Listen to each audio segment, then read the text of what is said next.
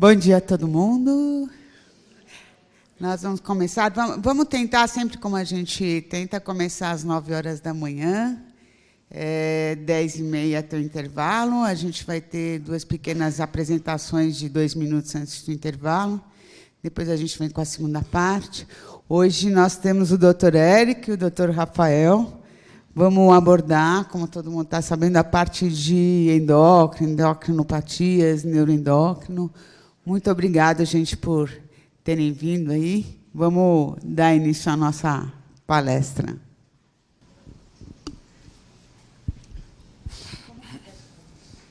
Ele vai apagar, ele vai ajeitar a luz lá. Bom dia, pessoal. Primeiro, gostaria de agradecer a presença de todos vocês aqui, né, domingão de manhã, e a organização do evento pelo convite. Esse tema, né, junto da endócrino, é uma coisa que me agrada muito, já que, na verdade, a gente vai discutir, né, algumas consequências, né, das doenças endócrinas junto da minha especialidade, que é a neurologia. E o objetivo aqui hoje não é focar em neuro, né? A gente conversar bastante aí a respeito de consequências, né, no sistema nervoso de algumas doenças endócrinas. A gente também vai discutir alguns diagnósticos diferenciais e falar um pouquinho do que a gente pode fazer em relação ao manejo, tratamento dessas alterações neurológicas, né, secundárias a um problema endócrino. Hoje, quando a gente fala, né, de neurologia ou de endócrino ou das especialidades de modo geral, eu acho que, para a minha especialidade, a endócrino é o que a gente acaba mais trocando o paciente aí, né?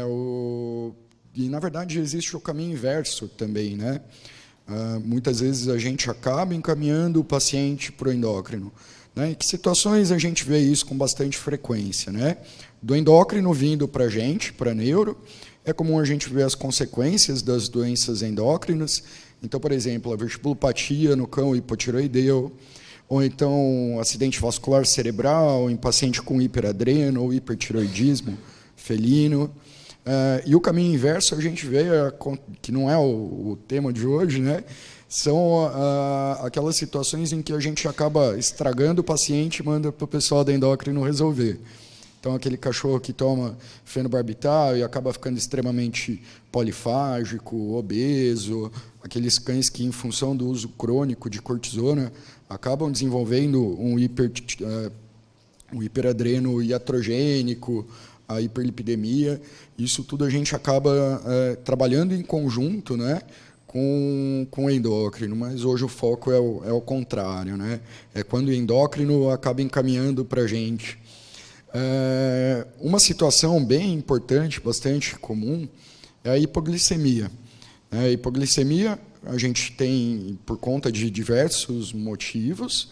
Uma coisa, né, fatores importantes aí para a gente lembrar, por que a hipoglicemia ela é de extrema importância para o sistema nervoso central, né? São alguns conceitos que a gente sempre deve se ater.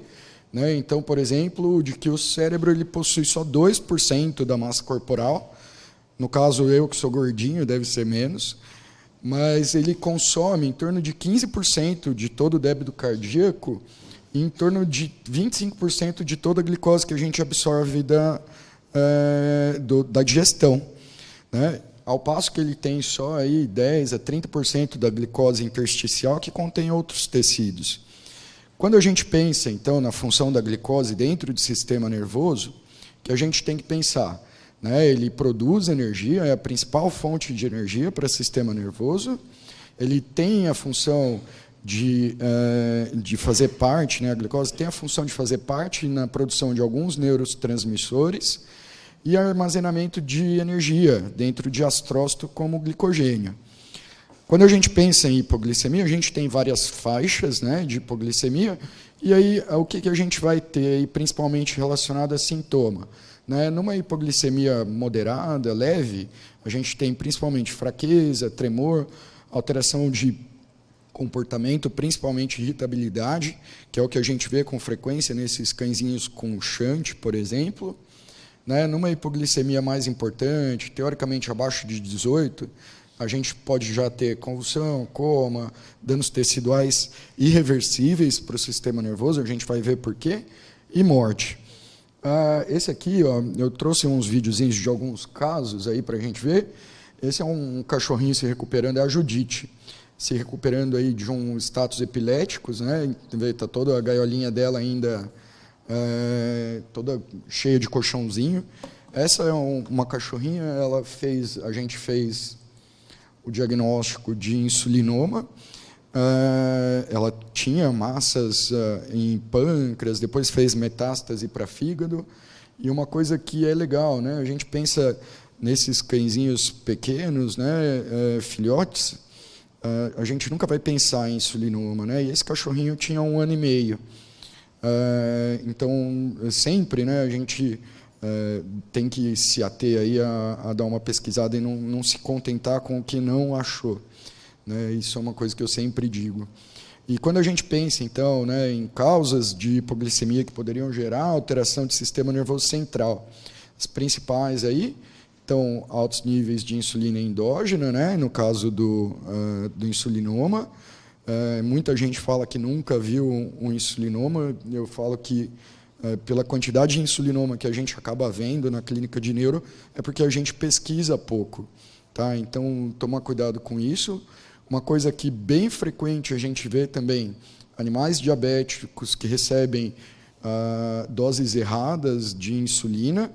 É muito comum a gente ver proprietário que tem dificuldade em fazer a aplicação da medicação, ou às vezes trocou a seringa de 50 ou de 30 unidades pelaquela de 100 que marca de 2 em 2 e continuou contando a mesma quantidade de pauzinhos, ou seja, aplicou o dobro da quantidade. A gente vê umas coisas assim que é bem comum, né? Crise addisoniana, uma das situações que a gente vê, desenvolvimento de hipoglicemia, shunt portosistêmico, sepse, jejum prolongado em filhotes, né? Esse aqui foi uma das coisas que o meu colega clínico que me encaminhou até pensou nessa possibilidade, mas uma dica, assim, um cachorrinho desse tamanho não é mais bebezinho que faz hipoglicemia. Normalmente o que a gente vê em bebezinho hipoglicêmico é aqueles toys de 300, 400 gramas, 600 gramas, bem pequenininho mesmo. Intoxicação por xilitol. A gente já teve 2 casos lá no hospital de cachorro que rouba um pacote de Mentos e faz a hipoglicemia. O xilitol, acho que todo mundo lembra, é aquele adoçante que tem na maioria dessas gomas de mascar 0, né? E é uma coisa que intoxica cão e gato. Na verdade, o que ele faz? Ele tem uma absorção, ele tem um índice glicêmico tão alto que ele promove uma liberação maciça de insulina e eles fazem a hipoglicemia. Quando a gente pensa, então, né, por que o cachorrinho convulsiona por conta da hipoglicemia? O que é essa hipoglicemia? Principalmente se ela se tornar prolongada, ela pode acarretar, né? Quando a gente pensa, então, que a bomba de sódio e potássio ela é totalmente dependente da presença de insulina, né? Se a gente não tem uma bomba de sódio e potássio funcionando, a gente tem excesso de sódio intracelular, edema celular, né?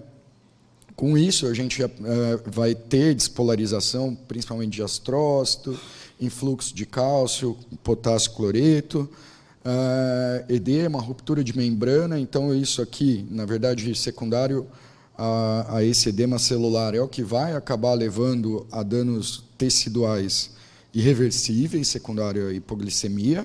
Tá? Então, não é só repor a glicemia. Em alguns pacientes, principalmente se isso for prolongado, né, eles podem desenvolver injúria tecidual irreversível. Com isso, a gente tem liberação de alguns fatores pró-apoptóticos que vão levar à morte tecidual mais tardiamente e a produção de radicais livres, que também vão gerar, né, morte tecidual. Por isso que muitas vezes a gente vê nesses cães hipoglicêmicos, principalmente oriundos de alguma, ou então portadores de alguma doença crônica, como insulinoma, que em algumas vezes eles não vão ficar bons só de repor a glicemia. Eles não vão ficar bons só de a gente controlar essa glicemia. né? Muitas vezes eles acabam convulsionando até morrer. Isso porque a gente tem que lembrar desses eventos aqui, né? Eles acabam, né, a hipoglicemia ela vai acabar levando a edema celular, edema cerebral, a morte tecidual. Tá? Quando a gente pensa, então, na consequência mais frequente, né, da hipoglicemia, é o status epiléticos. E aí, sempre que a gente pensa, né, no status epiléticos, vem aquela imagem na cabeça de abrir a ampolinha, puxar o diazepam, aplicar no reto e, boa, vamos ver o que acontece depois. Quando a gente pensa, né, na hipoglicemia causando status epiléticos, a gente vai comentar aí um pouquinho mais para frente, tem algumas coisas a quais a gente tem que se ater, e eu trouxe aqui algumas dicas, né, de como a gente pode iniciar aí o tratamento, agora puxando a sardinha para o lado da neuro, né, embora não seja o tema principal do dia todo de hoje, tem alguns pontos aí que são bem importantes, isso de modo geral. Quando a gente pensa, então, no status epiléticos, isso sempre vai ter que ser tratado como emergência, e a gente tem alguns pontos chaves aí do atendimento desse paciente. O primeiro de todos é fazer esse paciente parar de convulsionar, né? Identificar alguma consequência imediata do status epiléticos, principalmente hipertermia, identificar a provável causa do status epiléticos, isso é muito importante, manter esse paciente sem convulsão e identificar as consequências tardias. Vamos falar um pouquinho disso aí. Quando a gente pensa, então, em tentar identificar um motivo, né, pensando nas endocrinopatias, já que estamos falando aí de hipoglicemia, assim, tem que fazer essa pergunta, né? Muitas vezes o colega na emergência não vai se importar em saber a dose da insulina, não, o cachorro está com... Não, é importante sim. E muitas vezes a gente pede, inclusive, ao proprietário para demonstrar para a gente numa seringuinha o quanto ele aplica, né, da insulina. Ele está em tratamento para alguma outra enfermidade, né, ele pode estar fazendo uso aí de algum medicamento neurotóxico, né? Qual a idade desse paciente? Ele já tinha convulsão antes, tem a possibilidade de contato com substância tóxica. E aí, quando a gente pensa, né, em doenças que poderiam levar, né, como consequência a um status epiléticos, então diabetes por conta da hipoglicemia, hiperadreno, doença renal crônica, hiperlipidemia, tá? Algumas coisas que são extremamente importantes aí para a gente lembrar de mensurar ou de medir no atendimento de emergência, a hidratação, a auscultação cardiopulmonar, a gente já vai ver por quê, temperatura, pressão arterial e cor de mucosa. Alguns exames que são mandatórios para a gente no atendimento desse paciente, então a glicemia, o lactato, a hemogaso, e sempre a gente guarda dessa amostra basal né, dessa coleta de sangue inicial, uma amostra para análise posterior, porque depois a gente já vai ter aplicado um monte de medicamento, esse bicho já vai ter tomado fluido, e aí muitas vezes a gente perde um pouco o parâmetro inicial das coisas. Quando a gente pensa, então, no tratamento, né, pensando aí mais efetivamente do status epiléticos, a primeira opção que a gente tem, o diazepam. Normalmente a gente faz retal ou nasal mesmo. Se for possível canular acesso, a gente usa uma dose um pouquinho menor IV. O midazolam acaba sendo uma outra opção. E aí a gente repete essas aplicações a cada 1, 2 minutos aproximadamente. É importante a gente entender que o efeito anticonvulsivante do diazepam ele é muito curto, em torno aí de uns 20 minutos. Então, na verdade, diferenciar aquele paciente que é refratário daquele paciente que está só recidivando a convulsão é muito importante. Então, o que acontece? Você aplicou, ele não parou de convulsionar, aplicou, não parou de convulsionar, aplicou, não parou de convulsionar. Esse cachorrinho a gente vai considerar ele como um refratário. Não é o diazepam que vai fazer a diferença para ele. Ao passo que, muitas vezes, a gente vê, aplicou, ele parou de convulsionar, e daqui a algum tempo, ou seja, depois que passou esse período, essa fase anticonvulsivante, né, de capacidade anticonvulsivante do diazepam, ele volta a ter crise. E esse é um paciente que, normalmente, a gente acaba usando a CRI. né, a gente acaba colocando esse paciente para receber a medicação em forma de infusão contínua. Lembrar que infusão contínua não vai fazer pode não fazer esse paciente parar de convulsionar completamente, mas se ela estiver funcionando por um período longo e ele tiver alguma crise, ainda assim eles podem receber bolos de medicamento que ele vem recebendo na infusão durante a infusão contínua. Como que a gente faz para desmamar aí depois, então? Normalmente, depois de 6, 8 horas sem crise, a gente começa a reduzir a cada 4 horas, mais ou menos 25% da dose inicial. Tá bom? Um medicamento que a gente usa com bastante frequência para controle de convulsão nesses pacientes é a cepromazina. Né? Antigamente, a gente tinha aquela ideia de que a cepromazina no paciente convulsionando era coisa que a gente não ia poder fazer de jeito nenhum. Hoje a gente sabe que, na verdade, ajuda muito, diminui bem a recorrência de crise nesses pacientes. A dose que normalmente a gente faz é uma dose mais baixinha, 0,02, 0,06 miligramas por quilo subcutâneo. Isso é muito legal, diminui bastante aquela excitação da volta do diazepam, né? Então eles voltam mais tranquilos, mais calmos também, que é engraçado. Muitas vezes a gente até vê o pessoal, quando o cachorrinho toma só o diazepam, a hora que ele volta todo pedalando, aplica de novo, porque parece às vezes uma convulsão. Não, na verdade é só a excitação do retorno da sedação dele do diazepam. Então, isso ajuda muito, né, diminuir esse evento. Muitas vezes a gente acaba tendo que induzir, né, fazer a indução anestésica desses pacientes, e aí o Propofol, o Tiopental ou o ISO, eles são algumas opções boas. O TIO a gente tem como fazer até em forma de infusão também, e o Propofol também. Normalmente, quando a gente faz, né, fala, o Propofol vai induzir um pacientinho em convulsão, a gente calcula uma dose de 5 miligramas por quilo, mas aí faz aquele esquema de dose-efeito, a mesma coisa com o TIO. A gente vai aplicando e titulando até o efeito desejado, que é o paciente parar de convulsionar.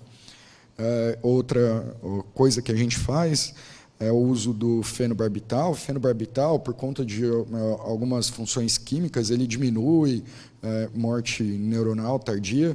Então, muitas vezes a gente tem aquela ideia, mas era uma hipoglicemia, corrigir a hipoglicemia, não vou fazer o feno. Enquanto a gente não definiu o porquê desse paciente desenvolve, né, por que esse paciente tem a hipoglicemia e controlar isso de maneira efetiva, a gente não deixa ele sem o anticonvulsivante. Tá bom? E aí, nesses cães em estado epilético, normalmente a gente acaba fazendo, né, essa dose de ataque, né, essa loading dose de feno. A gente faz normalmente 3 miligramas por quilo a cada 15 minutos. Isso vai totalizar aí umas 5 aplicações, dependendo do paciente, que vai fazer com que ele tenha mais ou menos 25 microgramas por decilitro de concentração sérica, que é o que a gente considera eficaz. Tá? Normalmente é o que a gente faz. Alguns autores eles já fazem a dose do bolus total. A única vez que eu fiz isso, eu achei bem ruim, assim, por experiência, eu não gostei muito. A cachorra ela ficou sedada por um período muito longo e ela teve distúrbio de ritmo cardíaco, foi bem tenso, assim. Então, normalmente, o que a gente acaba fazendo na rotina é uma dose um pouco menor e picada. Sedou demais, já parou de convulsionar, normalmente a gente não completa aí os 15 miligramas da dose de ataque. Tá? Em relação à glicemia, a gente sempre tem que ter esse foco de manter o bicho, né, o paciente euglicêmico. Nos hipoglicêmicos, a gente sempre vai suspeitar de insulinoma. Mas ele é filhotinho, ele é bebezinho. Lembra da Judite que a gente fez diagnóstico com massa e com metástase em fígado com 1 ano de idade. Tá? Em relação à dose, normalmente o que a gente faz é a glicose de 50%, 2 ml por quilo IV lento, quando a gente faz infusão, né, a gente escolhe uma glicose de 2,5%, 1,25%, e o controle ele tem que ser feito a cada 30 minutos. Quando a gente pensa nos bolos, né, a gente tem que tomar cuidado com a hipoglicemia rebote principalmente nesses pacientes. Então, não é só fazer a glicemia, só fazer a aplicação da glicose e achar que vai ficar tudo bem. Tem que monitorar, né, esse paciente, tem que tomar cuidado com esses efeitos. E quando a gente pensa nas consequências, lembra que a gente conversou? Tomar cuidado aí com temperatura, então nos pacientes que chegam hipotérmicos a gente esquenta, nos pacientes que chegam hipertérmicos a gente tem que resfriar. Sempre importante manter esse bicho em gaiola de oxigênio ou com sonda nasal, tomar cuidado com o suporte nutricional, principalmente desses pacientes que cedam no atendimento inicial. Então, aquele diabético que chegou em estados epiléticos, ele vai ter que comer, ele tem que manter a glicemia dele, ele tem que manter uma digestão adequada. O cachorrinho com insulinoma, ele vai precisar de um suporte nutricional adequado para não ficar fazendo mais picos, né, de hiperglicemia com hipoglicemia rebote. E nos animais extremamente sedados, principalmente naqueles que têm risco de aspirar, tomar cuidado com pneumonia. Normalmente, nesses cães hipoglicêmicos, a gente, quando suspeita, né, de insulinoma, de ter relação com alguma neoplasia cerebral, que seja, a gente faz uso da cortisona, né? Normalmente, o que a gente faz, se forem aplicações picadas, é a Dexa, de início uma dose mais alta e depois a gente diminui. Em algumas situações, quando a gente precisa fazer a infusão contínua de algum tipo de corticoide, principalmente para os insulinomas, a gente tem feito a hidro numa dose de 0,5 miligrama por quilo-hora. Em relação às consequências comuns, então a gente tem que se preocupar em hipertermia, distúrbios eletrolíticos, pneumonia, CID, tem aqueles cachorrinhos que chegam às vezes bem hipertérmicos e acabam depois sangrando para tudo que é lado. Então tomar cuidado, ver se ele vai ou não precisar de plasma depois. Esse vídeo está sem som, mas é a Xuxa, é um dos insulinomas nossos que fez pneumonia depois do tratamento dos estados epiléticos. Tá aí, isso aí no atendimento de urgência, logo ela parou de convulsionar, ela fez um aspirado. Ela vomitou junto, né? E aí depois a gente foi acompanhando e tudo mais, ela acabou mesmo fazendo uma pneumonia por aspiração, que é uma coisa que vai danar todo o problema endócrino dela depois, ou, por exemplo, de um diabético que desenvolve uma pneumonia, ferra tudo para os endócrinos cuidar depois, né? Então, a gente tem que tomar cuidado com isso. Uma outra coisa que é bem comum, está aí o exame da Clarinha, nunca esquecer de shunt em raça predisposta, então, nos pugs, Yorks, Lhasa, hipoglicêmicos, a gente sempre pesquisa depois o shunt, tá bom? Sempre, sempre. Esse é um teste que hoje ele não sai muito dispendioso para a gente. Antigamente demorava muito, muitas vezes a gente caminhava ao laboratório, ele mandava para fora, e hoje é um exame que muitas vezes, dependendo de quando a gente coleta, a gente tem um resultado na mesma semana, não é um teste caro. Vamos falar um pouquinho aí de hiperadreno e hipertiroidismo. Eu sempre falo que o hiperadreno, quando a gente pensa em sistema nervoso, ele é um cachorro-bomba, né? Por que a gente tem que lembrar disso? Quando a gente pensa, né, nas principais consequências, né, neurológicas do cão com hiperadreno, a maioria delas são relacionadas a eventos vasculares, né, os AVCs. E quando a gente pensa, né, por que um hiperadreno pode desenvolver AVC? Não é por conta de uma coisa, na verdade é por conta de uma lista gigantesca de coisas, né?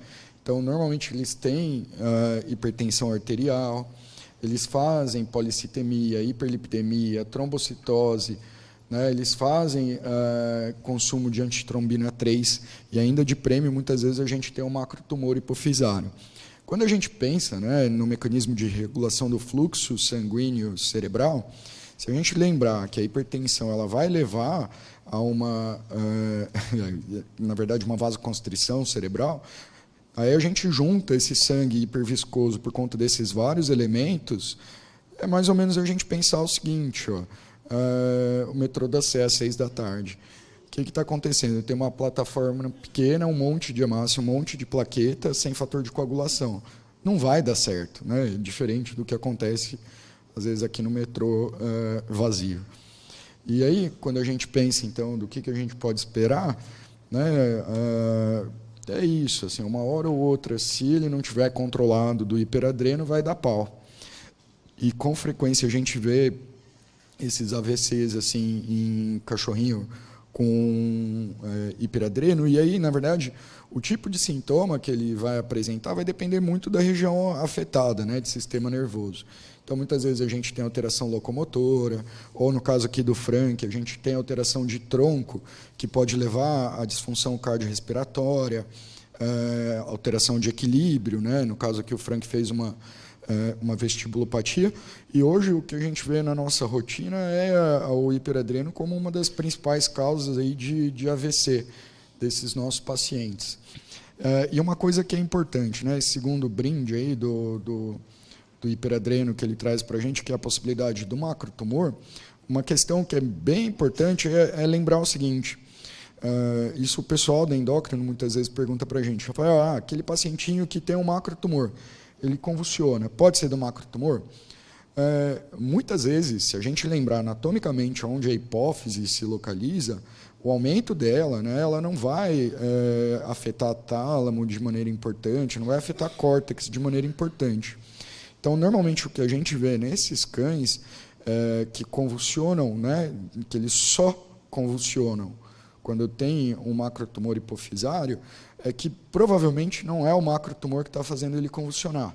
Provavelmente ele tem alguma outra alteração dessas, então, ou uma hiperlipidemia, ou hipertensão, que deve ter formado ali um foco de lesão, e isso está fazendo ele convulsionar. Normalmente o cachorrinho com macrotumor hipofisário, eles têm principalmente alteração de comportamento, né?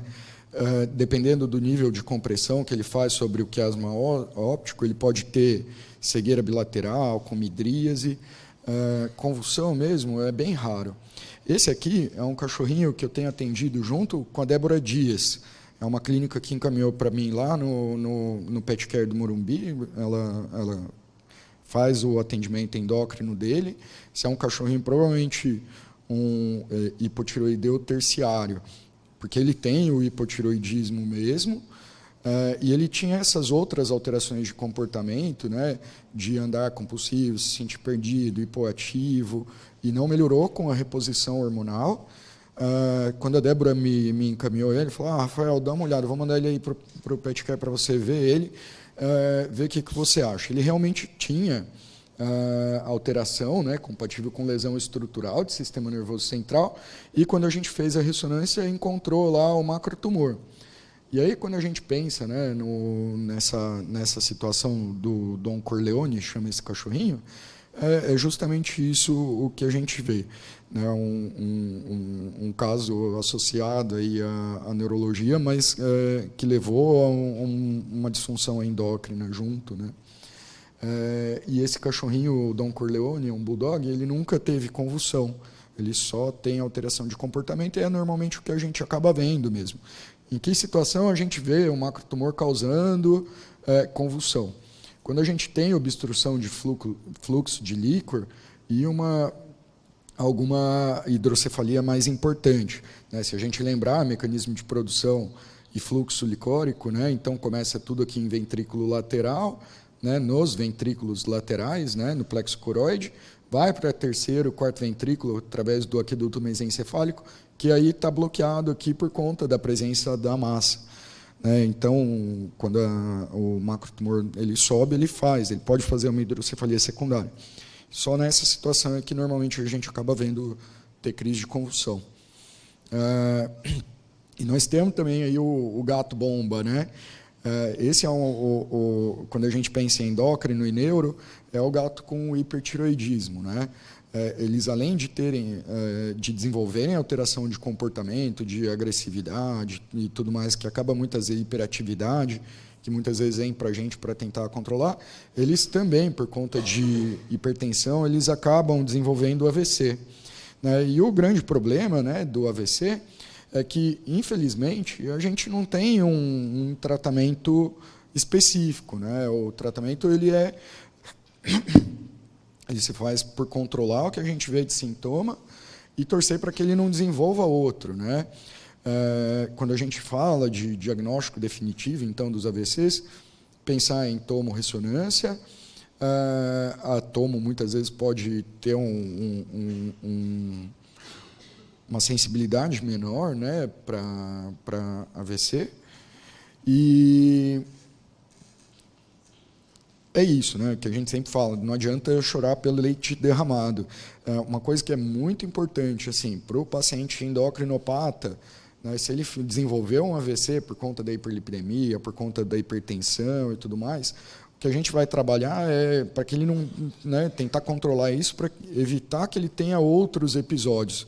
Aquele que foi, né, aquele AVC que já aconteceu, muitas vezes a gente não consegue mudar. O tratamento ele se limita às manifestações importantes daquele processo vascular e depois reabilitação. É bem frequente a gente trabalhar junto com o pessoal da fisioterapia ou acupuntura nesses pacientes. Outra alteração que é bem comum, a gente não pode esquecer nunca nos Schnauzers, é a hiperlipidemia, mais ou menos como a gente viu no metrô da Sé, é o que a gente tem que pensar. A hiperviscosidade causada pela hiperlipidemia, ela gera alteração de fluxo sanguíneo cerebral, e como manifestação, uma das principais é a convulsão. Além disso, ela pode formar a placa, né? Ela pode levar à formação de placa teromatose, e daí, muitas vezes, aquele cachorrinho que controlou a hiperlipidemia continua convulsionando. Na verdade, é porque ele se tornou um paciente epilético. Em algumas situações, a gente tem que fazer uso de anticonvulsivante para esses cães também. Lembrar que sempre, como a gente muitas vezes está lidando aí com o Schnauzer, se ele já tiver algum distúrbio de trato geniturinário, muitas vezes a gente pensar nas rações para doente renal ou para trato urinário, elas têm uma taxa de gordura maior, vira uma lambança. Então, normalmente eu acabo indicando para o nutricionista ou para o pessoal da endócrino esses meus pacientes, né? Esse aqui mais um exemplo, foi encaminhado da Cobase pela doutora Daniela Giantomasi, é a Rebeca. É uma schnauzerzinha que convulsionava, e ela chegou a ter 1.709 de triglicérides. Outro evento que é bem importante, que a gente não pode esquecer aí, é o gatinho com a neuropatia diabética. Eles podem desenvolver, por conta da hiperglicemia prolongada, né, distúrbio de nervo periférico, essa é a postura clássica, né, desses gatinhos. E uma coisa que é bem legal, e aí eu e o Eric, a gente já trocou alguns pacientes desses, é que muitas vezes a neuropatia diabética ela causa desconforto, ela causa parestesia. E aí vira uma bola de neve. Enquanto a gente não controla a parestesia, não controla a glicemia, que não vai melhorar a neuropatia. Então, uma das coisas que normalmente a gente faz quando vem para a neuro é perceber se esse paciente está desconfortável e tentar tratar esse desconforto. Né? Muitas vezes a gente acaba vendo que eles melhoram do desconforto, melhoram o controle glicêmico e aí a coisa deslancha, né? E aí a coisa vai para frente. Quando eles vão apresentar a melhora, normalmente isso vai acontecer depois de um período prolongado, tá? De 3 a 4 meses, mas o controle da dor, da parestesia, a gente passa a mão assim na perna dos gatinhos e percebe que ele não começa a tirar, não tá reclamando. Normalmente, com o uso desses medicamentos que a gente faz para tratamento de dor crônica, é em questão de 3 a 5 dias. A maioria das vezes já voltam para a gente no retorno sem sintoma, que a gente usa bastante para esses gatos, a GABA, a amitriptilina ou a nortriptilina. E aí, para finalizar, falar um pouquinho do hipotireoidismo, que para a gente é o grande vilão, né? Porque quando a gente pensa no hipotireoidismo, ele pode fazer dezenas de sinais neurológicos, né? Muitos sintomas neurológicos. E por que ele leva a isso, né? Então, primeiro, ele pode causar dislipidemia, levar a aterosclerose. Né? Esses animais hipotireoideus, eles podem fazer injúria direta de axônio, eles têm alterações musculares, embora essas alterações musculares, a patogênese não seja totalmente elucidada, a gente sabe que eles desenvolvem, né? Em estudo eletromiográfico, eles têm alterações. Uma coisa que é muito frequente a gente ver são as vestibulopatias nesses casos, E aí lembrar que eles podem desenvolver vestibulopatia tanto periférica quanto central, né? E aí um dado que é bem legal, olha só, 70% dos animais que fazem a vestibulopatia por conta do hipotireoidismo, na anamnese não tem aqueles sintomas clássicos do hipotireoidismo. Então, é bem comum a gente fazer diagnóstico de hipotireoidismo na clínica de neuro desses pacientes. Por quê? A gente acaba triando. Então, pacientinho sem um motivo específico para a vestibulopatia, na triagem a gente já solicita pelo menos o colesterol e o triglicérides. O colesterol deu alto, faz teste hormonal. Então, é bem comum acontecer isso. Isso aqui, essa incidência é bem alta, né? De não ter sintomas de letargia, hipoatividade, comportamento termofílico desses pacientes. Outras alterações periféricas que esses pacientes apresentam comumente é a paralisia flácida, a paralisia de laringe, eles pode ter relação com presença de megaesôfago e disfagia. Essa é uma cachorrinha que eu atendi lá no Pet Care. Vocês vão ver ela na volta aqui. Foi um pacientinho encaminhado também pelo Dr. Alex, que ele atende junto comigo. Cachorro preto, quando a gente filma, fica uma beleza, né? Vocês viram lá, ela, em 2 momentos ela teve alterações neurológicas distintas, né? Aqui a paralisia de face e lá a vestibulopatia. Embora a gente use algumas medicações, por exemplo, a betaestina, para ajudar no controle da vestibulopatia, enquanto não corrige, né, enquanto a gente não fecha o diagnóstico, não corrige a parte endócrina desse paciente, ele não vai melhorar. Esse aqui é um outro cachorrinho, esse é uma lambança da endócrina, é o Fred, que foi encaminhado para mim também pela doutora Núbia, ela está acompanhando junto comigo. É um cachorrinho diabético, já tem o histórico da diabetes, fazia 5 anos. E aí, ele começou com algumas alterações a gente não achava o motivo específico. A diabetes estava bem controlada, não tinha infecção urinária, não tinha aparentemente nada. Ele começou a ter uma ataxia quase, ele fez paralisia, ele tinha sinal de neurônio motor inferior, então ele tinha fraqueza muscular, reflexos diminuídos, e ele começou a ter incontinência fecal e urinária. Uma coisa que chamava bem a atenção é que aqui ele já começou a reposição, né? Mas é que ele era todo pelado, ele tinha 37 de temperatura, 37,3 de temperatura, e ele tinha aquela, embora seja um pug, né, que já tem a cara toda amassada, ele parecia ter mais mixedema de face, né? Ele tinha face trágica. Os exames dele, né, na verdade, eles deram ali bem no limite, né? Então, o T4 livre por diálise bem baixinho, e o TSH tendendo a mais alto. Quando a gente conversou com a proprietária chama Bruna, ela não tem a tireoide, né? E ela falou vamos fazer a suplementação, porque eu já sei que se não for, não vai fazer mal, porque eu já tomei um monte de vezes errado e não fez mal e tudo mais. E então é daqueles proprietários que não tinha medo, né, de fazer o uso do Eutirox. E esse caso foi bem legal, porque assim, no meio da suplementação, né, antes aí de a gente terminar, antes de chegar na dose máxima da levotiroxina, o cachorrinho já tinha melhorado bastante, né, já estava conseguindo andar melhor, que ele, na verdade, só andava com apoio. Então, a doutora Núbia, que me encaminhou, ela me mandou esses videozinhos. E agora eu reavaliei ele essa semana, está resolvido. Ele não tem mais incontinência fecal, não tem mais incontinência urinária, e os reflexos e tono muscular dele estão muito melhores, né? Hoje o Fred está com 3 semanas da dose cheia da levotiroxina. Quando a gente pensa em convulsão, né, desses pacientes hipotireoideus, lembrar sempre aí da hiperlipidemia, né, lembrar que eles podem fazer aterosclerose, lembrar que por conta de alteração de metabolismo cerebral, eles, né, são as outras alterações, me perdoe, As outras alterações relacionadas ao metabolismo cerebral é fazer estado mental deprimido, marcha compulsiva, em círculo. Então, muitas vezes a gente vê aqueles pacientes que parecem com síndrome da disfunção cognitiva, a gente pesquisa hipotireoidismo. Uma coisa que eu falo, né, que a síndrome da disfunção cognitiva está na moda, né? Então, agora, de novo, puxando a sardinha um pouco para o meu lado, quando a gente atende um pacientinho, né, com suspeita ou provável diagnóstico, tem algumas coisas aí que a gente tem que sempre lembrar, né? Quando que a disfunção cognitiva vai estar relacionada a isso? A gente sempre tem que pensar naqueles cachorrinhos com hiperadreno que desenvolvem algum tipo de demência, que existe a possibilidade dele desenvolver a síndrome da disfunção cognitiva, e o caminho inverso, quando que é?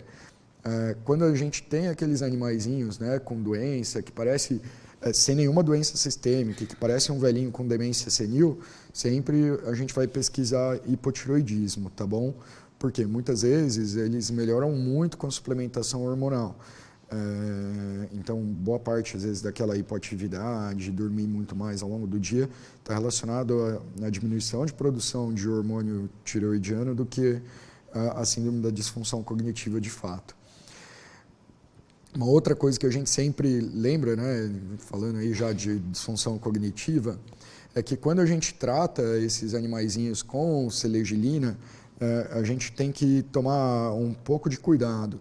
Lembra que antigamente a selegilina, quando a gente não tinha o trilostano, era uma das alternativas, né, para se diminuir a taxa de produção de cortisol. Então a gente sempre fica aí meio de olho nesses animais que já tomam o trilostano. Se a gente vai usar a selegilina, eles têm que fazer o teste de estimulação com maior frequência. Beleza, gente? Acho que pensando nas doenças endócrinas que causam alteração neurológica, essas são as principais. Eu acho que isso é o que a gente pega na rotina, assim, com bastante frequência. Eu acho que é isso um pouquinho do que eu queria conversar com vocês. Muito obrigado.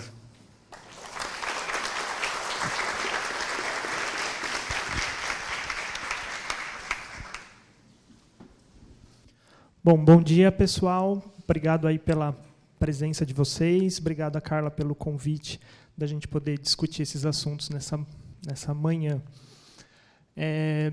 A parte que eu vou falar nessa primeira parte da palestra, então, é sobre o hipoadreno, focando mais na parte do diagnóstico, tentando ajudar vocês aí, principalmente na parte de como não perder esse diagnóstico, do que tem que ficar atento, quais são os testes para fazer o diagnóstico de maneira correta. Só queria lembrar que o serviço de endocrinologia no PetCare ele é coordenado pela professora doutora Márcia Jericó. Eu faço o atendimento dos casos de endócrino no Morumbi e no Ibirapuera. E a Melissa, que está lá no fundo, dando um tchauzinho, um beijinho, ela atende nas unidades do Pacaembu e do Tatuapé. Então, sempre que a gente fala de hipoadreno, a gente lembra da fisiologia da adrenal, do eixo hipotálamo hipófise adrenal. A gente tem que recordar que a adrenal é uma glândula que tem diferentes camadas, e cada uma dessas camadas são responsáveis por diferentes tipos de produção hormonal, né? Então, a camada do córtex, né, ela é subdividida em 3 partes. A gente tem a zona glomerulosa, que produz mineralocorticoides, né, a aldosterona sendo a principal representante. A zona fasciculada, um pouco mais interna, é a que produz os glicocorticoides, né, que em cães e gatos o principal é o cortisol. A zona reticulada, que produz os andrógenos sexuais. E a medular da adrenal, que produz hormônios como epinefrina e noradrenalina. Quando a gente fala de hipoadreno, a gente sempre lembra não só da adrenal, mas de todo o eixo que compõe esse mecanismo, né? Então, a gente tem, claro, o eixo hipotálamo, hipófise e adrenal. Através desse eixo é que se dá a estimulação da produção de cortisol. O hipotálamo produz CRH, que atua sobre a hipófise para a liberação do ACTH, que, por sua vez, vai agir no córtex da adrenal, liberando cortisol nessa glândula. Mas a gente não pode esquecer da aldosterona, né, mas ela é estimulada por uma outra via, uma via independente do eixo hipotálamo-hipófise adrenal. Essa via é pelo sistema renina-angiotensina-aldosterona. Né? A renina renal estimula a conversão de angiotensinogênio em angiotensina 1, depois pela enzima conversora de angiotensina para angiotensina 2, que, por sua vez, vai atuar na adrenal e promover a liberação, então, de aldosterona. A gente tem que lembrar que são dois sistemas diferentes atuando na mesma glândula. Na situação em que vai ocorrer o hipoadrenocorticismo, a gente tem que lembrar que vai existir, então, uma deficiência de produção de cortisol, mas também da aldosterona. E muitas vezes a gente se esquece disso. A gente pensa muito, o hipoadreno é aquele animal que não produz cortisol, né? Quando, na verdade, a gente tem que lembrar que ele também tem a deficiência de aldosterona. Em alguns casos, a gente vai ver. Então, de etiologia, a gente classifica o hipoadreno como primário, né, que é aquele animal que vai ter uma deficiência de produção, a patogenia, da doença centrada na própria glândula adrenal, e se houver uma destruição ou uma atrofia dessa glândula, claro, como é a glândula que produz os glicocorticoides e os mineralocorticoides, a gente vai ter a deficiência desses dois tipos de hormônio, então, tanto do cortisol como da aldosterona.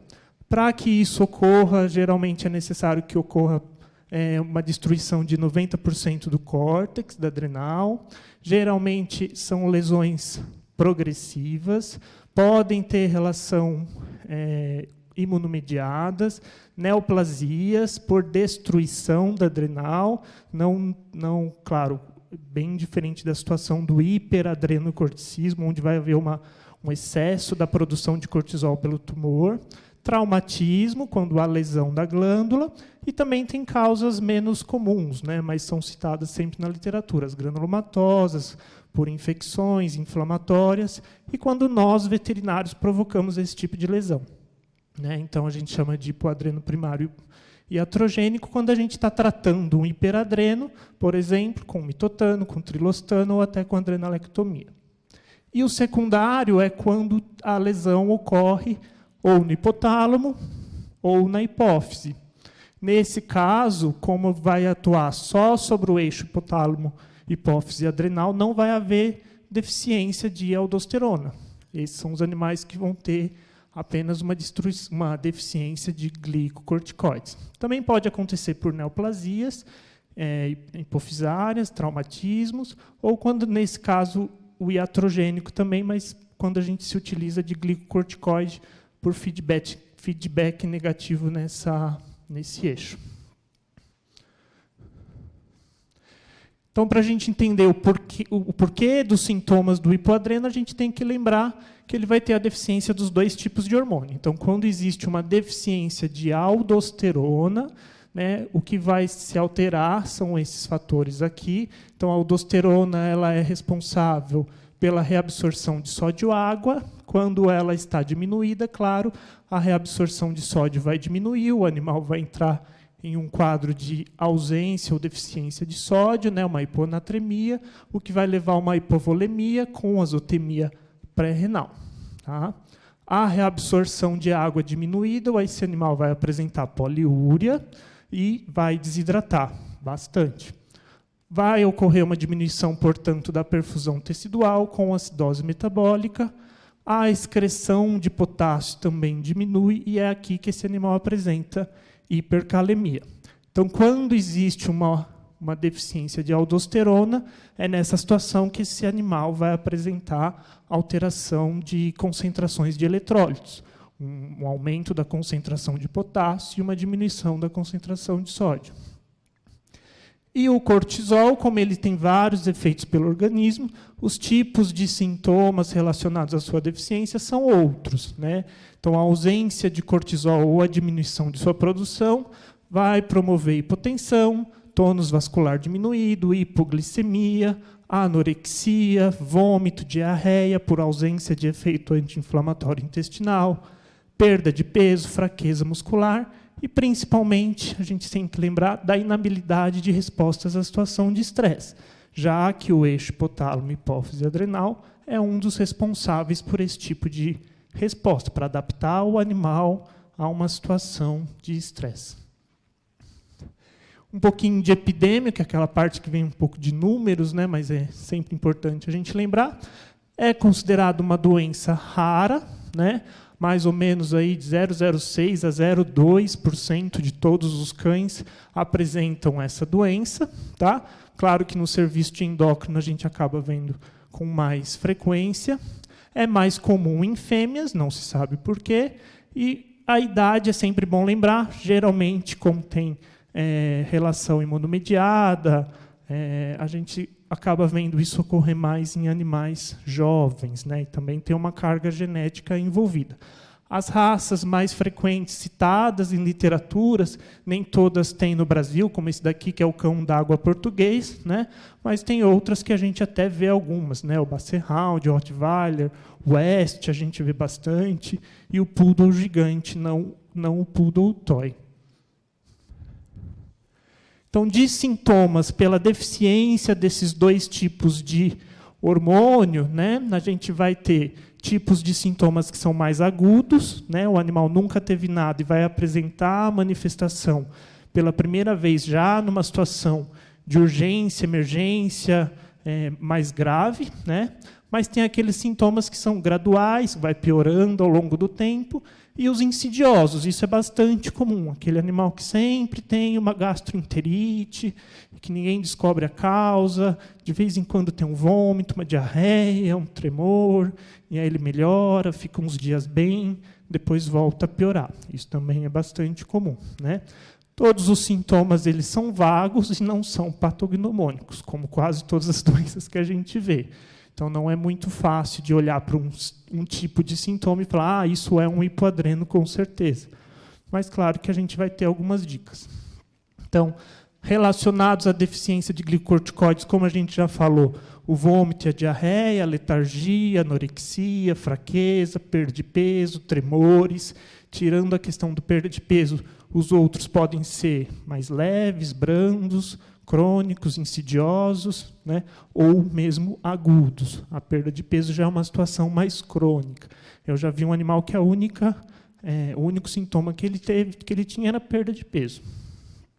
E relacionados a mineralocorticoides, como a gente já falou, pela diminuição da reabsorção de sódio e água, poliúria e polidipsia compensatória, por diminuição de perfusão e desidratação, é um animal que pode entrar em choque hipovolêmico, que chega na clínica, que chega no consultório em emergência, e a desidratação, que pode ser leve, moderada ou até mesmo grave. E outros sintomas, né, as convulsões também, às vezes relacionadas à hipoglicemia, né, também pode acontecer, dores musculares e os gastrointestinais, já falei nos glico.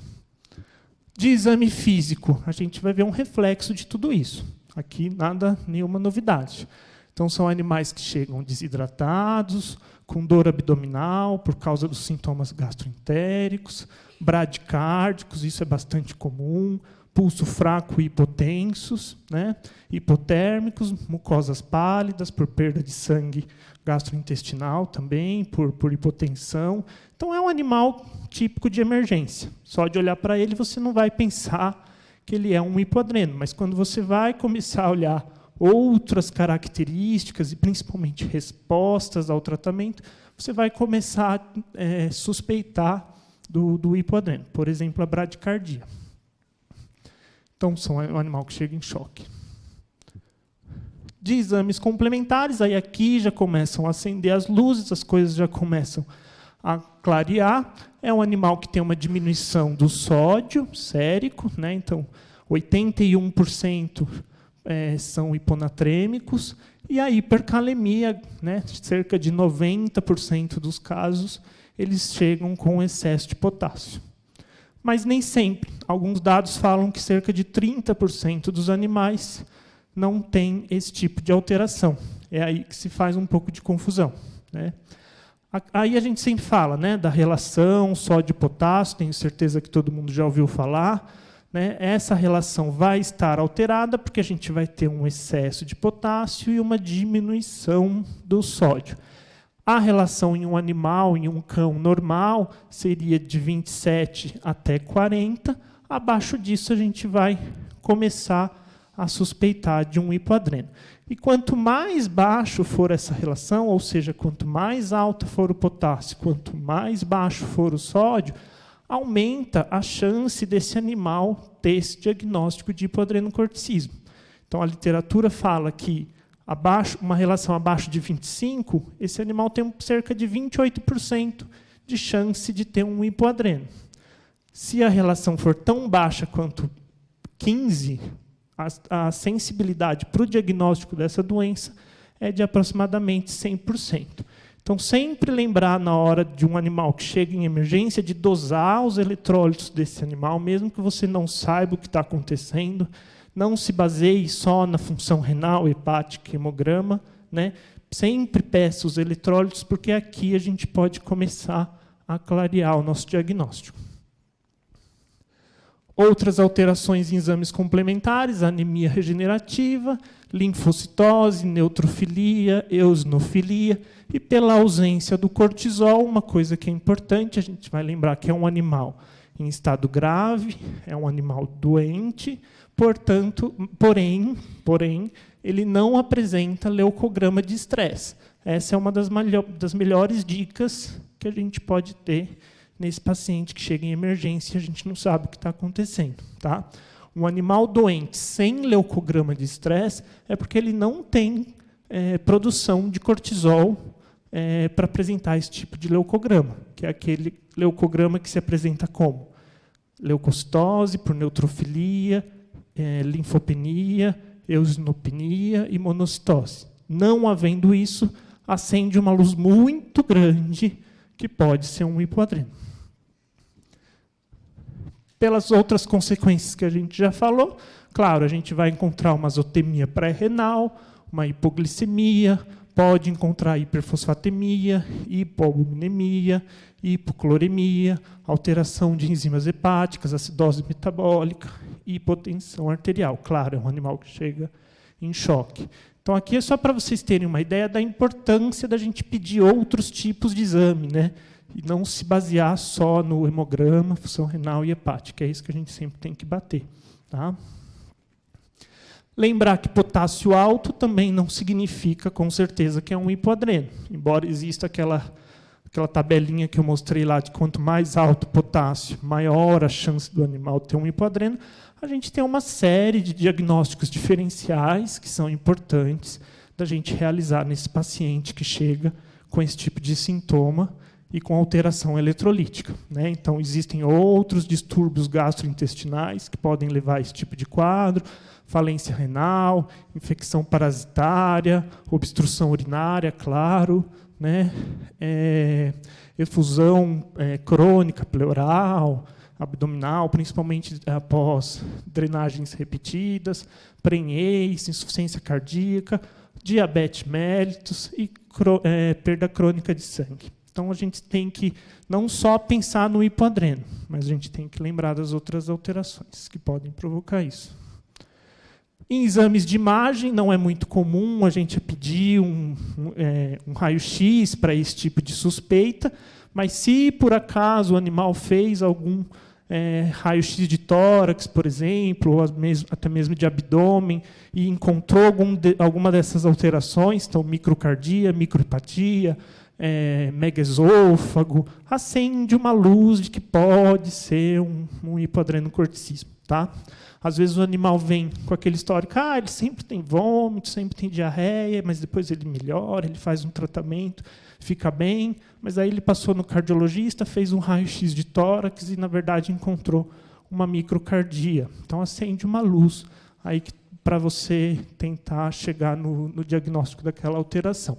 O megaesôfago é bastante controverso, né? Ainda não se sabe se realmente o hipoadreno provoca esse tipo de alteração, mas existem vários relatos de casos aí sobre esse tipo de de informação. No ultrassom, claro, é um animal que tem adrenais diminuídas, o que a literatura fala, né, ele dá tamanho tanto para a adrenal esquerda como para a adrenal direita menor que 3,2 milímetros, acende uma chance de que pode ser um animal com hipoadreno, né? Ou até mesmo essas glândulas não são visibilizadas. Mas aí é sempre importante a gente falar com o ultrassonografista, perguntar, procurou adrenal, olhou esse tipo de alteração, ou como não foi solicitado, não foi mensurado, não foi procurado, ou realmente procurou e não achou. Tá? E lembrar que mesmo a presença de adrenais normais no ultrassom também não exclui o hipoadrenocorticismo.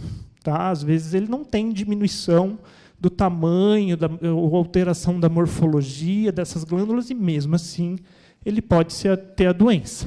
O mesmo vale, pessoal, para o hiperadrenocorticismo. Tá? A presença de adrenais de tamanho normal não descarta essa doença. Tá? Para o hipoadreno também. Alterações de eletro, geralmente por causa do excesso de potássio, né? Então, uma das mais comuns da gente ver é a bradicardia, né? Com ausência de onda P, né? São uma das alterações mais comuns aí de observar. Aqui é uma figura de livro, né? Que mostra um animal antes do tratamento e após o tratamento, o eletro dele já normalizado. E para fechar esse diagnóstico, com certeza, a gente viu um animal em emergência, viu um animal com sintoma insidioso, crônico, sintomas de vai e vem, né, que a gente chama, e a gente quer ter certeza se isso é um hipoadrenocorticismo. Teoricamente, a gente deveria dosar os dois hormônios para saber se ele tem a deficiência de um ou de ambos. Né? Então, teoricamente, a gente poderia dosar o cortisol e a aldosterona. Né? A aldosterona ela tem um ensaio que não é muito prático, não é muito rápido, não é muito barato, leva cerca, aqui no Brasil, para se mandar para o exterior e até ficar pronto, cerca de 1 mês, né, esse resultado. Então, a gente acaba fazendo a dosagem do cortisol, já vou falar como, e na presença ou não de distúrbio eletrolítico.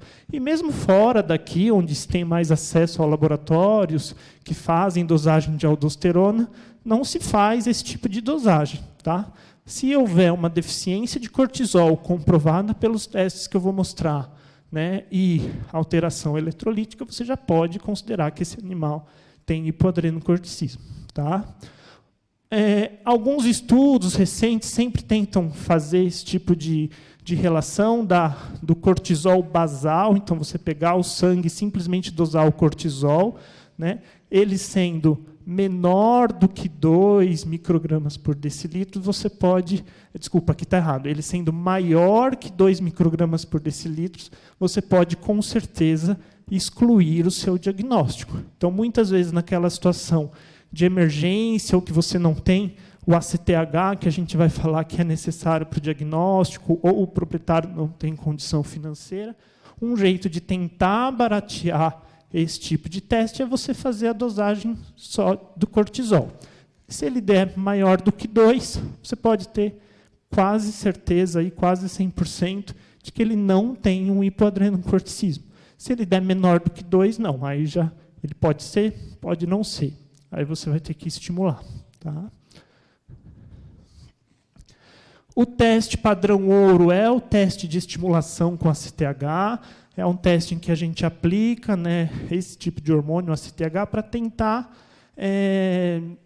verificar a reserva que essa adrenal tem de produção de cortisol. Então, a gente aplica o ACTH e vê o quanto ela é capaz de produzir cortisol. No animal normal, quando a gente aplica o ACTH, o cortisol tem que subir, né, porque ele é um hormônio que estimula essa secreção.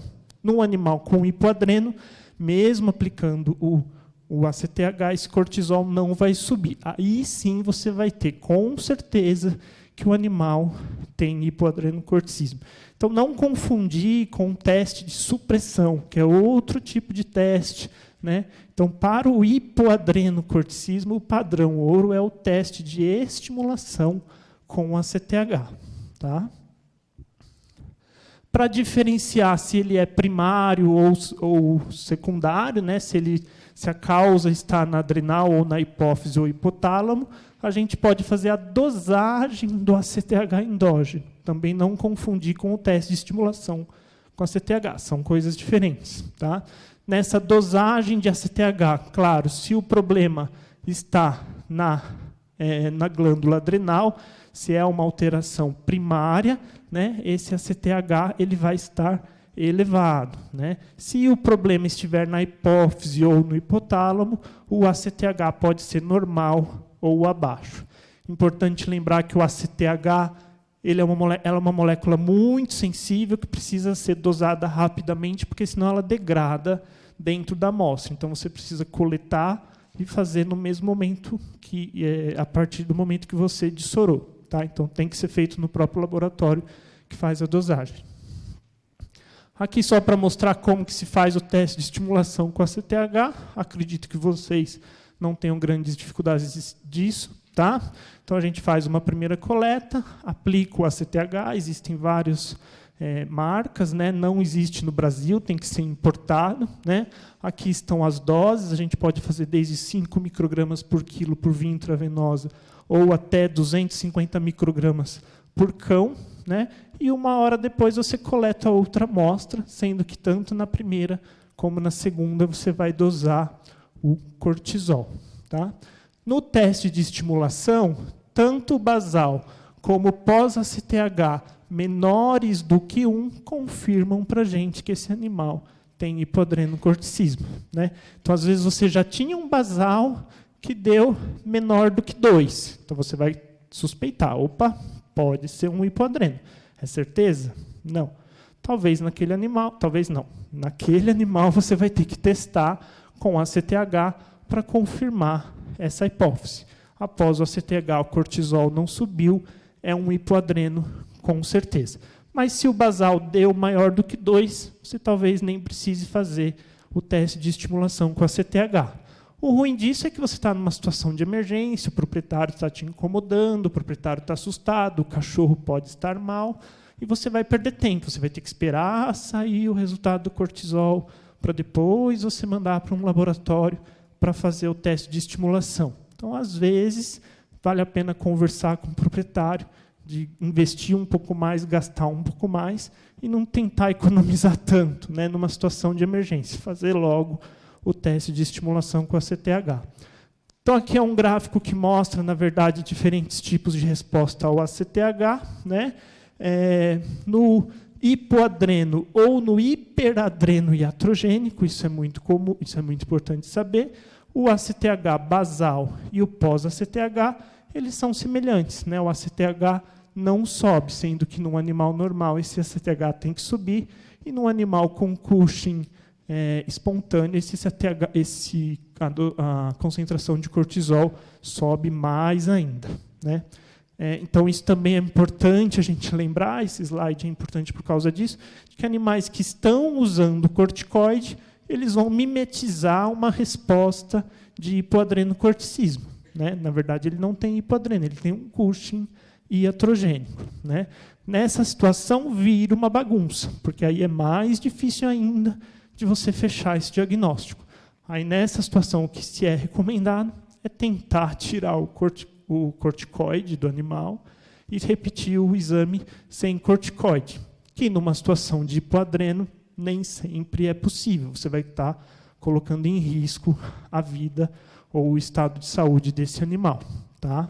Então, é bem difícil mesmo fazer esse diagnóstico. Às vezes, o que a gente faz é, o animal tem todas as manifestações, melhorou com tratamento emergencial, teve uma super resposta à fluidoterapia, uma resposta boa ao uso de corticoide, mineralocorticoide, tinha alteração eletrolítica, mas eu precisei entrar com corticoide antes de fechar o diagnóstico. Você não vai colocar em risco. Eu já tive situações que a proprietária falou, não quero. Quero continuar o tratamento mesmo sem ter absoluta certeza do que é. Tá? Aqui um trabalho que mostra que o cortisol basal ele sempre vai se encontrar abaixo dos níveis normais no animal que tem hipoadrenocorticismo. Então, ele sendo baixo, você pode ter essa suspeita, mas você tem que lembrar que em animais com outras doenças não adrenais, ele também pode estar abaixo. Ele pode estar normal, mas ele pode estar abaixo. Então, você vai continuar com a suspeita. Agora, claro, se o cortisol basal já deu mais alto do que aquele 2, né, você já pode dizer que ele não tem um hipoadrenocorticismo, porque em animais com hipoadreno, o cortisol basal nunca vai estar elevado. Isso aqui eu vou passar por causa do tempo. Só para falar um pouquinho de tratamento. O tratamento, a gente tem duas formas, né? A gente tem que tratar o animal numa crise aguda, né? Então, aquele animal que chega em emergência, claro, antes do diagnóstico a gente já vai fazer fluidoterapia com solução fisiológica, ou Ringer lactato. Às vezes, algumas literaturas falam para evitar o uso de Ringer lactato, porque ela contém potássio, mas, sinceramente, não é isso que vai matar o seu paciente. Tá? Não é a concentração de potássio do Ringer lactato que vai prejudicar ou piorar a hipercalemia a ponto dele piorar os sintomas. Tá? Em casos de hipoglicemia, claro, reposição de glicose, né? Tomar cuidado se houvesse a suspeita de insulinoma também, né? Às vezes confunde. A correção do potássio a gente pode fazer pela própria reidratação do animal, com a fluidoterapia. A gente pode utilizar a fluidoterapia junto com a glicose, porque a glicose, ao entrar na célula, ela leva o potássio para dentro da célula. Então, isso vai fazer com que se diminua os níveis de potássio sanguíneo. E, para acelerar ainda mais essa entrada de potássio na célula, a gente pode usar até mesmo insulina, junto com a glicose, junto com a solução fisiológica, né? Porque a insulina vai acelerar essa entrada de glicose junto com o potássio. Então, mesmo o animal não sendo diabético. O gluconato de cálcio, na verdade, ele corrige as causas de bradicardia, né, de alterações em eletrocardiograma, não vai necessariamente corrigir o potássio. Você vai precisar dos outros mecanismos para fazer essa correção. E a corticoterapia, de forma aguda, né, a gente pode usar a Dex, a hidrocortisona, que tem uma ação ainda mais rápida para fazer. Depois eu vou mandar esses slides, no final tem um e-mail, quem quiser, para vocês terem essas doses. Né? E o tratamento crônico, aquele que você já fechou o diagnóstico, já sabe que é um hipoadreno, você vai fazer com a reposição, tanto de mineralocorticoides como de glicocorticoides. Então, de mineralocorticoides, a fludrocortisona, que é o Florinef, tem aí as doses, às vezes fica difícil achar, a gente tem que usar o manipulado, que em algumas situações não funciona tão bem, né? E o glicocorticoide, em algumas situações, ele é necessário para a vida toda, né? Mas em algumas situações a gente pode depois retirar o glicocorticoide desse paciente, tá? De forma gradual, né? Como sempre é recomendado, tá bom?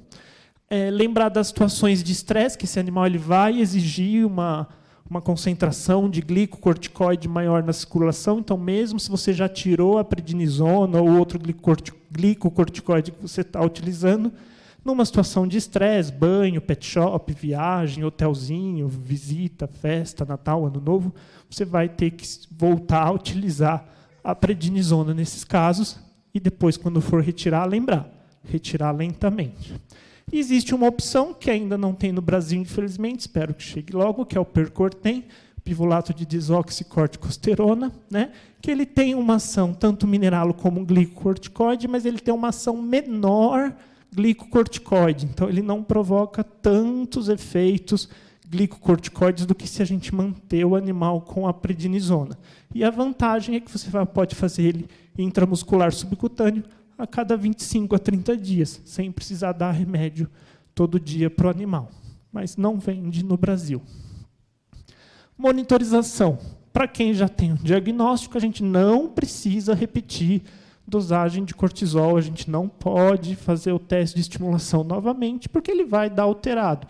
É um animal que está usando glico e mineralocorticoide, então, por supressão do eixo, esse cortisol vai estar mais baixo. Então, a gente vai monitorar aquilo que estava alterado antes, os eletrólitos, função renal, exames gerais, e lembrar que é um animal que vai estar em reposição de corticoide, então ele vai apresentar ganho de peso, ele vai apresentar hiperlipidemia, ele pode apresentar até diabetes mellitus, então isso é muito importante de acompanhar nesse paciente.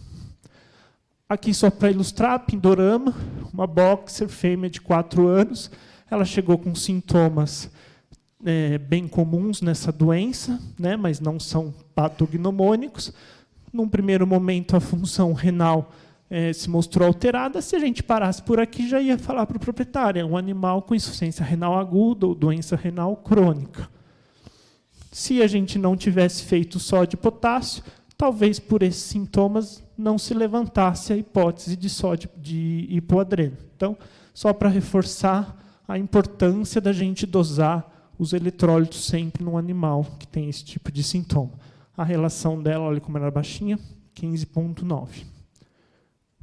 E o teste de estimulação, menor do que 1 nas 2 dosagens, confirmou para a gente o diagnóstico. E aqui é uma foto tirada dela ontem. Ela é uma cachorra muito louca, é difícil de tirar foto dela, ela nunca para de boca fechada.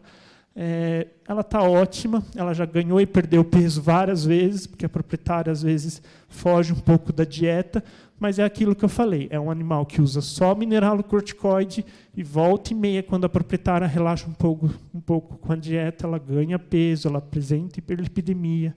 A gente tem que reforçar muito sobre esse tipo de alteração nesses pacientes. Bom, o tempo dessa era mais curto, eu tive que correr. Acho que tem mais uma parte aí para ser falada antes. Obrigado, pessoal, e até depois do coffee break. Obrigada.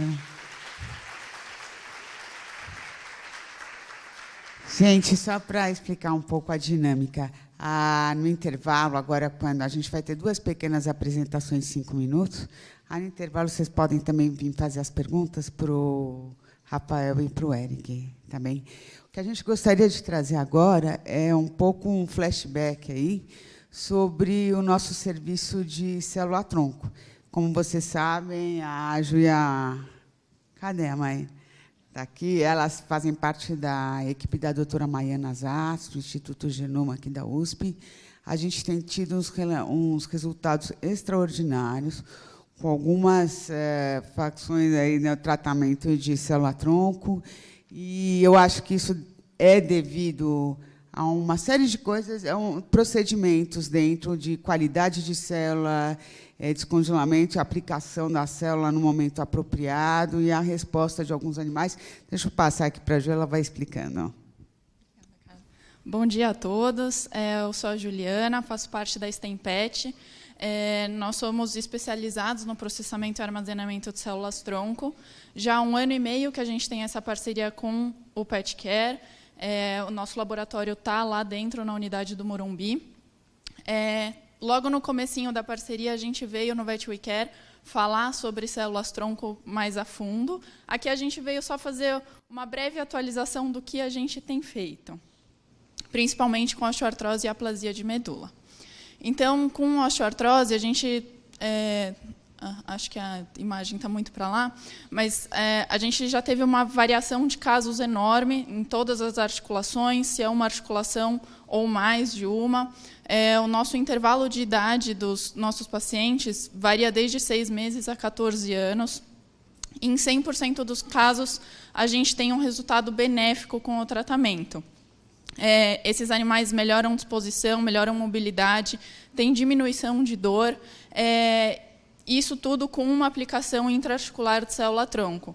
Então, como a doutora Carla estava falando, essa consistência de resultados muito se baseia nos nossos critérios de qualidade. Então, a gente tem inúmeros processos para poder certificar o uso dessas células.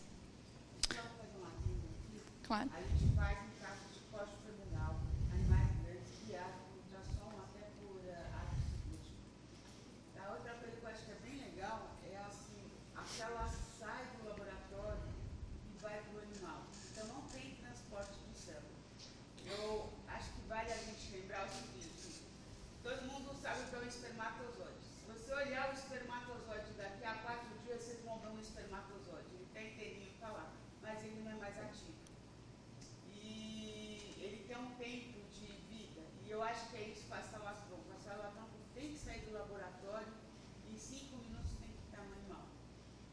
se vocês recomendarem isso para clientes de vocês, acho que tem que levar isso em conta, porque eu acho que é por isso que nós estamos vendo uma melhora tão grande nos animais.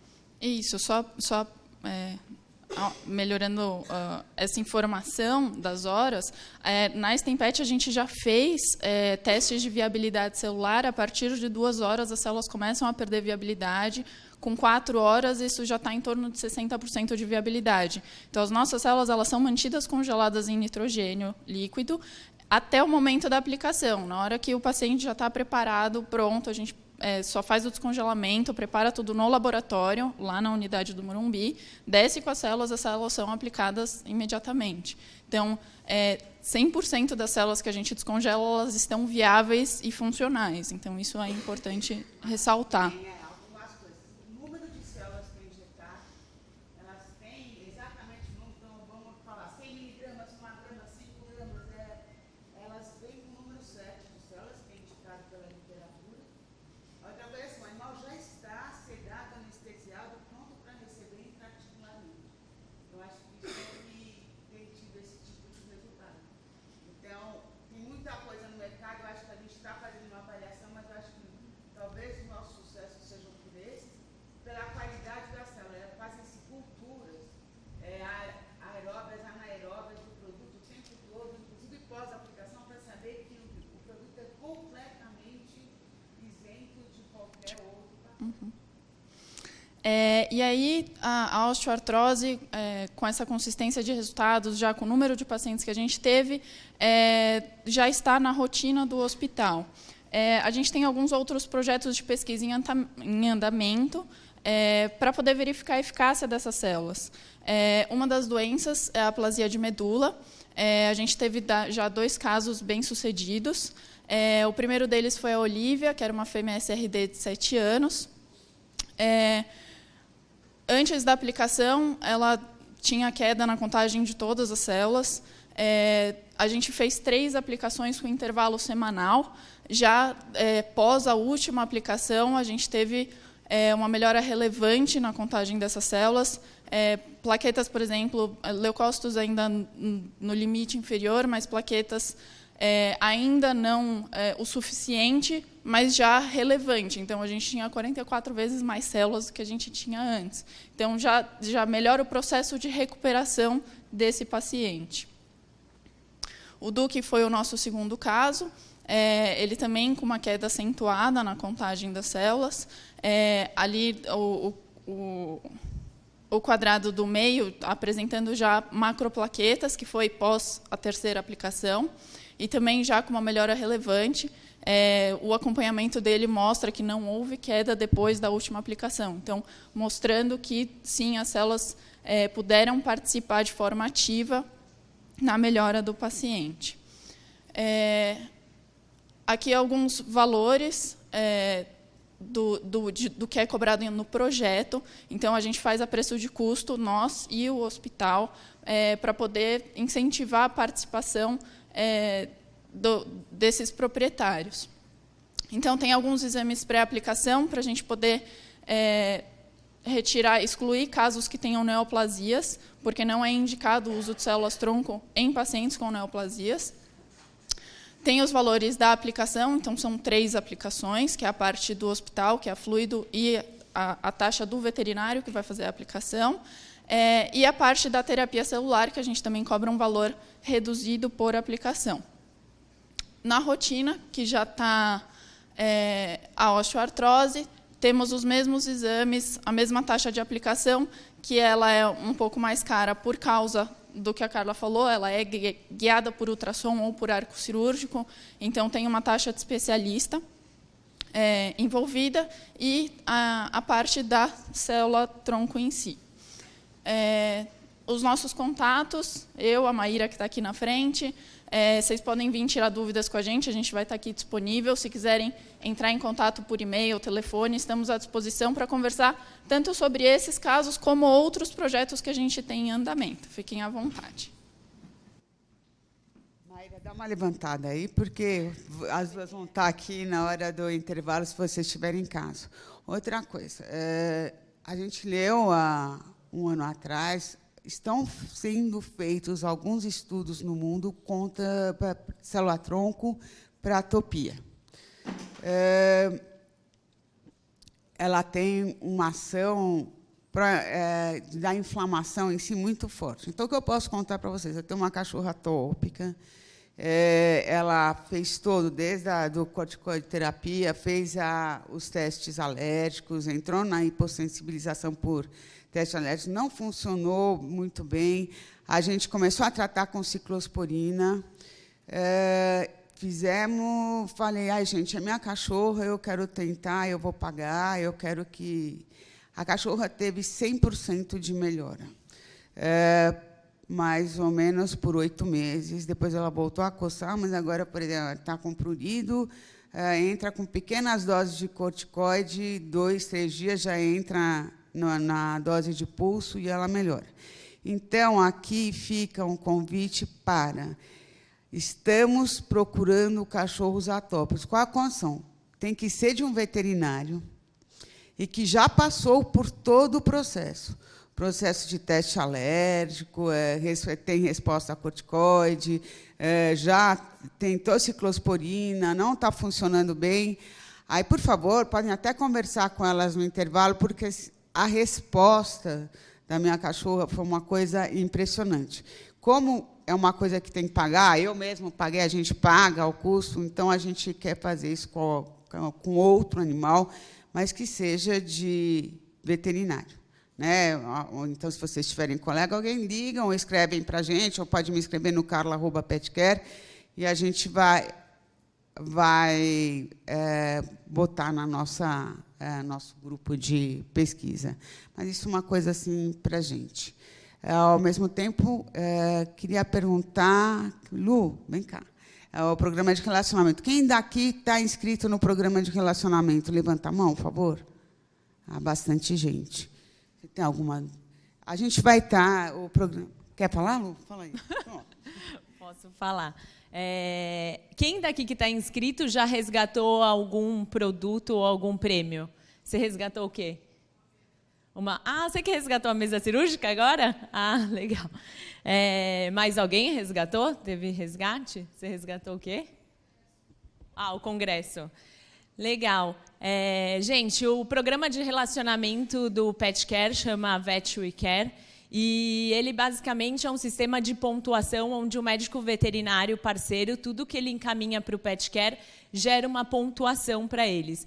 E você pode resgatar essa pontuação de diversas formas, através de prêmios como, por exemplo, a ração da Premier, equipamentos como a mesa cirúrgica, termômetro, otoscópio, estetoscópio, congressos, cursos e até suporte técnico para o veterinário em casos de dúvidas técnicas ou quiser discutir algum caso clínico. A gente tem a Nil do Helpdesk, só que hoje ela não pôde vir, que ela está de plantão. A gente está à disposição. Quem quiser se cadastrar no programa de relacionamento, eu e as promotoras, a gente está com a camiseta do PetCare, a gente está aqui no saguão, aqui no Coffee Break, e a gente pode explicar melhor e conversar com vocês como se cadastrar nesse programa, tá bom? Obrigada. Hora do lanche.